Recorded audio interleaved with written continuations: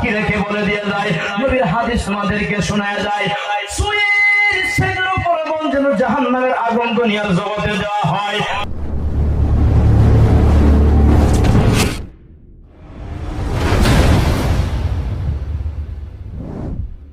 সারা কুল কায়নাত ধ্বংস হয়ে যাবে। একটু সুরে কি বলা যাবে না? আল্লাহু আকবার।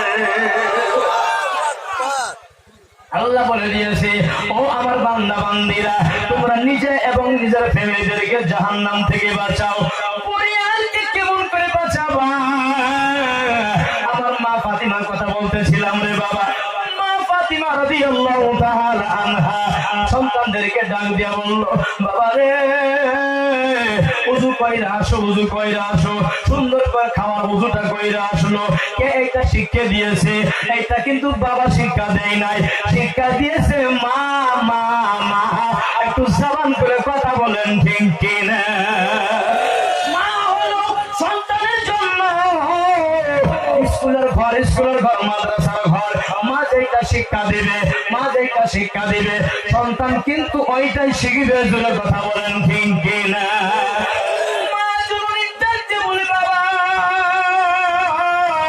তোমরা খানার জন্য বসে যাও, তোমরা খানার জন্য বসে যাও। ইমাম হাসান ইমাম হুসাইন কিরকম তারা প্রতি ছিল রে বাবা। নবী ডাক দিয়ে বলেছে, ইন্নাল হাসান ওয়াল হুসাইনা সাইয়্যিদা শাবাবি আহলিল জান্নাহ। নবী ডাক দিয়ে বলেছে, নিশ্চয় হাসান এবং হুসাইন জান্নাতি যুবকের সরদার। একটু জোরে কি সুবহানাল্লাহ বলা যাবে না? নবী বলে দিয়েছে জান্নাতি যুবকদের সরদার, তাদের ঘরের ভিতরে খানা নাই, কিন্তু দেখো তাদের ভিতরে আল্লাহর ভয় কিরকম।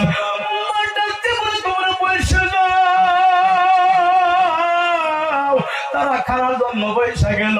মা ফাতিমা হান্ডির নিকটে গেছে, পাল্লের নিকটে গেছে, যাইয়া পাল্লের ঢাকন খোলার পরে দেখে পাল্লের ভিতরে খানা নাই। মা ফাতিমা দুইটা চোখের পানি ছেড়ে যায়, আল্লাহকে ডাক দিয়ে বলে, আল্লাহ গো, এখন যদি আমার সন্তানদেরকে খানা না দেয়, আমার সন্তানরা বলবে নবীর বিটি হইয়া মিছে কথা বলে। ও আল্লাহ, আমার বাবার খাতিরে তুমি খানার ব্যবস্থা করে দাও, আমার বাবার খাতিরে তুমি খানার ব্যবস্থা করে দাও। মা ফাতিমা কি করেছে বাবারে শোনো। মা ফাতিমা সুন্দর করে উযু বানাইয়া মুসাল্লা বিছাইয়ে মুসাল্লাতে দাঁড়াইয়ে 1-2 রাকাত নফল নামাজ পড়ে নিয়ে লম্বা সিজদাতে পড়ে গিয়েছে। সিজদাতে পড়ে যাই আল্লাহকে ডাক দিয়ে বলে, আল্লাহ, সন্তানের কষ্ট কিন্তু মা সইতে পারে না, বাবা সইতে পারে, কিন্তু মা জননী সন্তানের কষ্ট কখনো সহ্য করতে পারে না। আল্লাহ গো, তুমি যদি কানার ব্যবস্থা না করে দাও, আমার সন্তানরা কষ্ট পাবে আর আমাকে বদনামে ফেলাবে, বলবে নবীর বেটি হয়ে মিশা কথা কয়। থেকে মাথা না উঠাই দে ঘরের দরজার সম্মুখে জান্নাতি খাদ্য আয়েশা হাজির। একটু সুরে কি সুবহানাল্লাহ বলা যাবে না? কিসের খাদ্য গো? জান্নাতের। কিসের খাদ্য? জান্নাত। জুড়ে বলেন, কিসের খাদ্য? জান্নাতের। আরো জুড়ে, কিসের? আজকে আমাদের ঘরে যদি এক টাইম খানা না থাকে, মা বোন কি বলবে? ভাত দেওয়া শুধু আমাদের বিয়ে করছো কে বলে কি বলবে না? শুনে বলেন, আরো জোরে। মনে হয় এরকম খান্নাস মহিলা আপনাদের অঞ্চলে নাই? হ্যাঁ, দেখছেন না বাড়ি আছে?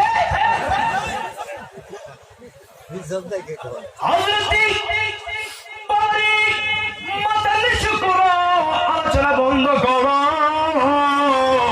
আমি কি কথা বলতে আছি শোনো রে বাবা।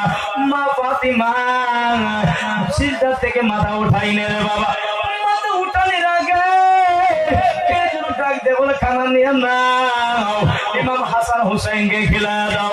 যেই টাইমে দরজা খোলা হলো, ঘরের সম্মুখে খানা পাইয়া গেল। খানা পাইয়া ঘরের ভিতরে নিয়ে হযরত ইমাম হাসান হুসাইনকে প্লেটের ভিতরে খানা দিয়ে দিয়েছে।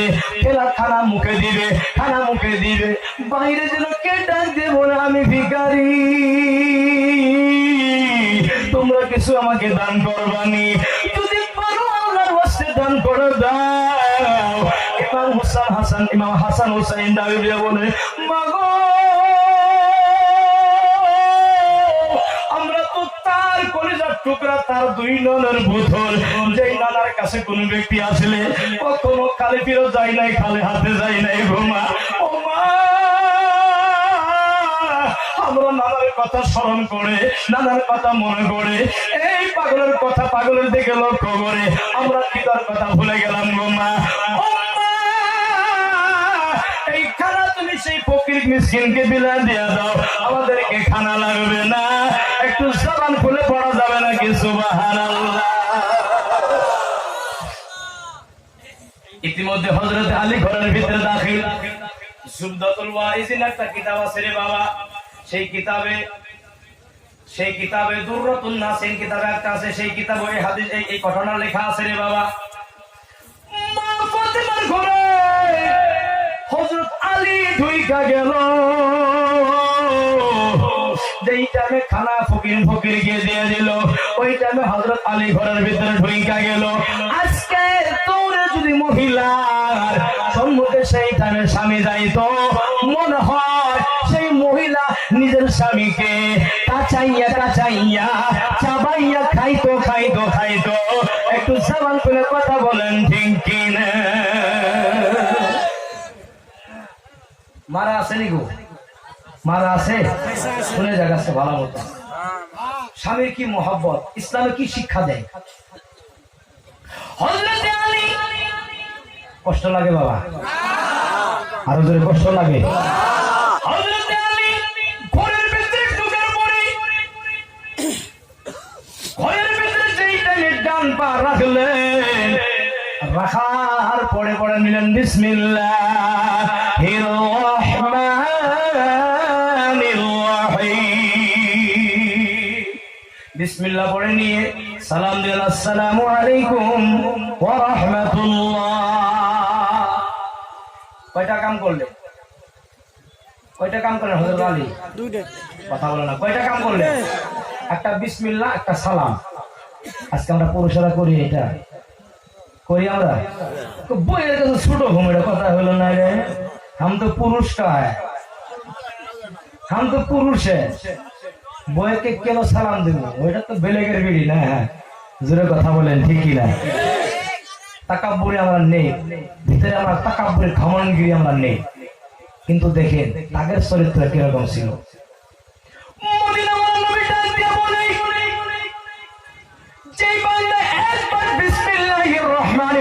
শুদ্ধ ভাবে পড়ে নিবে, আমার আল্লাহ ওই বান্দার নামায় আমলে ৭৬,০০০ নেকি দিয়ে মালামাল করে দেয়।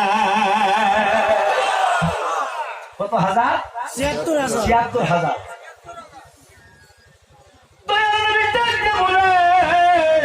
ও উম্মতানিরা শুনে যাও রে বাবা, একটা কথা মনে পড়েছে, বলবো কি বাবা? প্রথমে একজন সাহাবী আয়েশা ডাক দিয়া বলে, নবী গো, আমি যেন এরকম আমাকে একটা ওজিফা শিখা দেন, এই ওজিফার জরিয়তে আমি আমার আল্লাহকে রাজি করতে পারবো, আমি যেন আমার আল্লাহকে রাজি করতে পারি। একবার বলে, দুইবার বলে, তিনবার বলা যায়, নবী কোনো কথা বলে না। সাহাবী চোখের পানি ছেড়ে যায়, নবী গো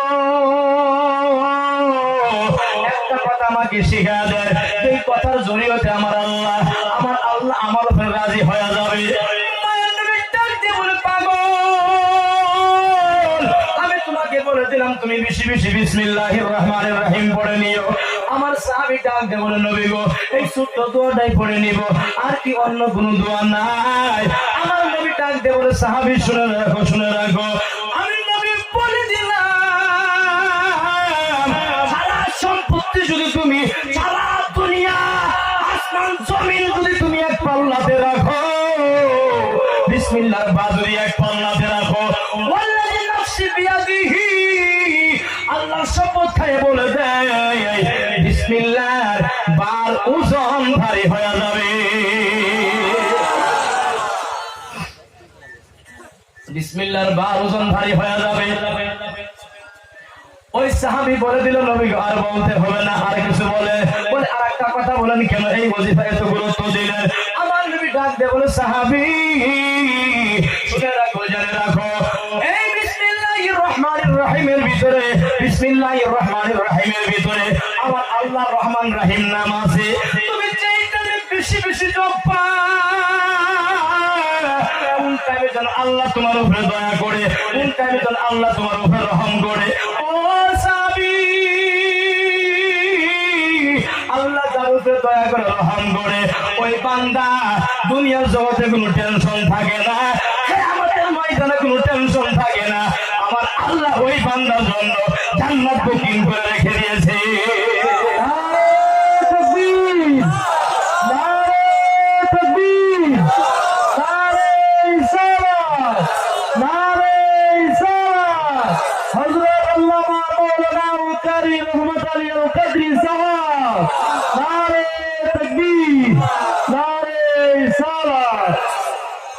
তো আমরা ইনশাআল্লাহ আজকে থেকে সবক পেলাম আরেকটা তো প্রত্যেক কর্মর আগে বিসমিল্লাহ পড়বো ইনশাআল্লাহ পড়বো তো ইনশাআল্লাহ কিন্তু ভাত খাওয়া বসলে হুঁশ আর থাকে না জোরে কথা বলেন ঠিক কি না হুঁশ থাকে সেইটা বয়ে করতে তাড়াতাড়ি ভাত দে বলে কে পেটের মধ্যে আগুন লাগছে জানোস না সকালে ফজর নামাজের পরে গুরুন নিয়ে গেছে হাল মারবার জন্য নামাজ কিন্তু পড়ে নাই জোরে কথা বলেন ঠিক কি না দে ভাত তাড়াতাড়ি বউ এত মোহাব্বত করে বলে স্বামী গো এত ভালো মতন হাত দিয়ে আসেন না পাও দিয়ে আসেন না ওই মগার ঘরে মগা কি বলে খিদে না সে হাত পাও ধরা রাখবো জোরে কথা বলে নাই এরকম মানুষ এই কথা বলে না কেন নাই খারাপ পাইতেছেন বাবা মনে হলে যে বোধ দিবেন না হলে নাই আফসোস নাই জোরে কথা বলে ঠিক কিনা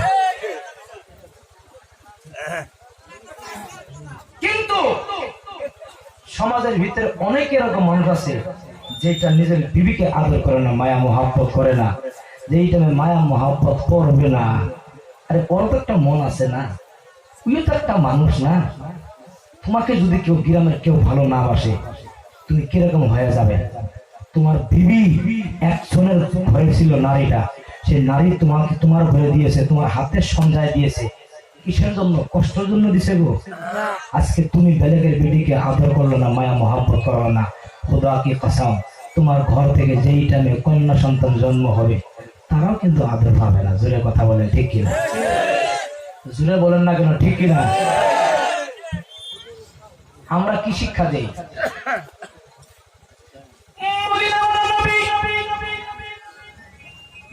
আর একটা হাদিস বলেছে বলবো কি গো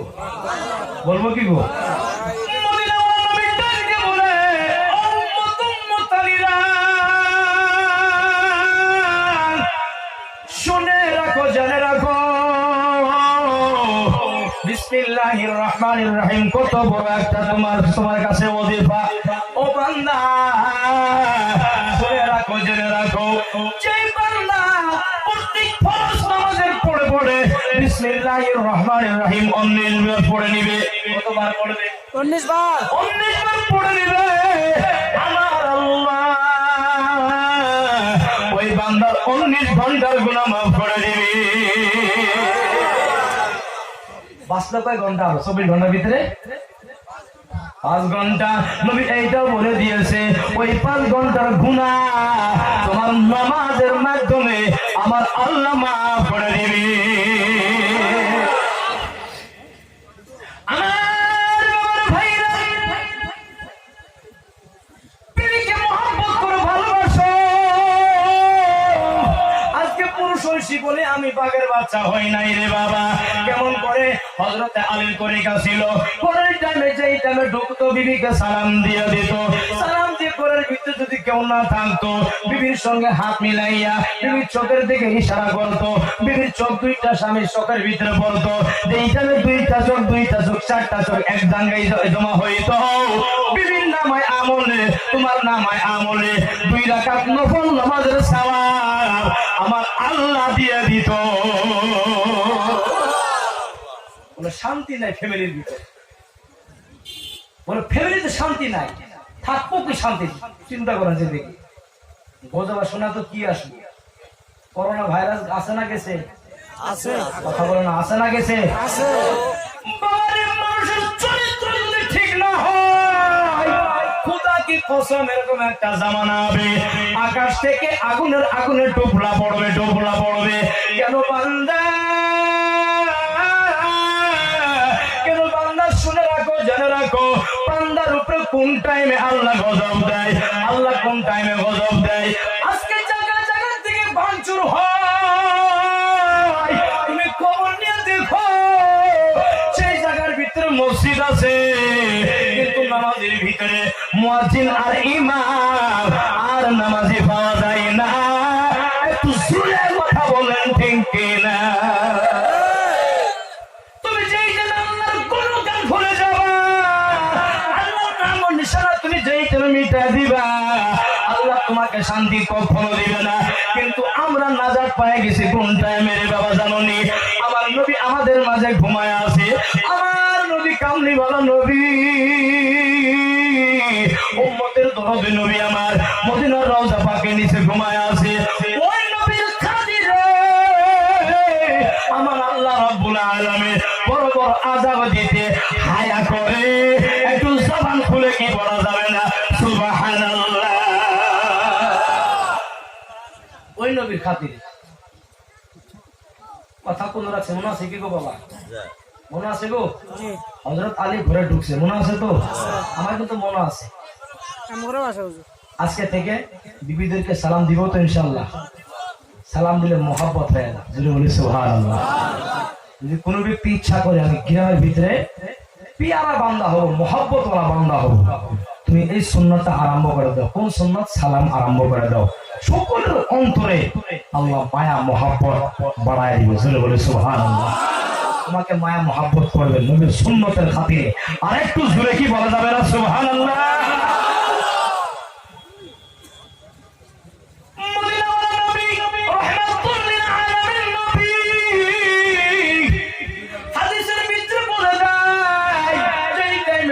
স্বামী স্ত্রী ঘুমের ঘরে চলে যাওয়া রে বাবা, সুন্দর করে উজু করে নিয়ে ঘুমের ঘরে যাও। এই টাইমে ঘুমের ঘরে যাবা, মানুষের কোন টাইমে মরণ হয় এইটা কিন্তু কেউ বলতে পারে না রে বাবা। উজু করে নিয়ে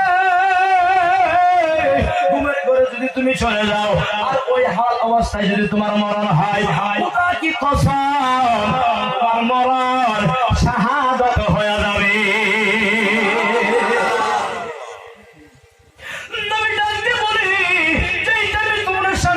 ঘুমের ঘরে যাবা, বালিশ আসো, বালিশ রাখো একটা, দুইটা বালিশ রাখো না, একটা বালিশ রাখো। মা আয়েশা সিদ্দিকা ডাক দিয়ে বলে, আমার নবী যেইটারে আমার হুজরা মুবারকের ভিতরে আসো, আমার নবী আমার বালিশের উপরে মাথা রাইখা আমার নবী ঘুম পাড়তো। মা আয়েশা ডাক দিয়ে বলে, নবীর জিন্দেগির ভিতরে আমি কখনো নবীকে বেলেগ বালিশেতে ঘুমাইতে দেখি নাই আমার রুমে। একটু সুরে কি বলা যাবে না সুবহানাল্লাহ? তোমরা যেইটারে ঘুমের ঘরে যাবা, ঘুমের ঘরে যাওয়ার পরে বালিশ একটা রাখো। কেন বালিশ একটা রাখবো? বলে মাঝখানে যেন ফাঁকা না থাকে, মাঝখানে ফাঁকা থাকলে শয়তানের ওয়াসওয়াসা ঢালবে। তোমার বিবির শয়তান সময় বিবির মনে ওয়াসওয়াসা ঢালবে, তোমার মনে ওয়াসওয়াসা ঢালবে। দুইজনের ভিতরে ঘৃণা পয়দা হয়ে যাবে, নফরত সৃষ্টি হয়ে যাবে। সেই জন্য দুইজন শরীর এক লাগায় রাখো, মুখ তোমরা সম্মুখে রাখো, চোখ তোমরা মিলা রাখো, একজন আর একজনকে জড়ে ধরে ঘুমাও। যদি ঘুমাইতে পারো রে বাবা, খোদা কি কসম তোমার ফ্যামিলিটা একটা জান্নাতের পরিবেশ আমার আল্লাহ সৃষ্টি করে দিবে।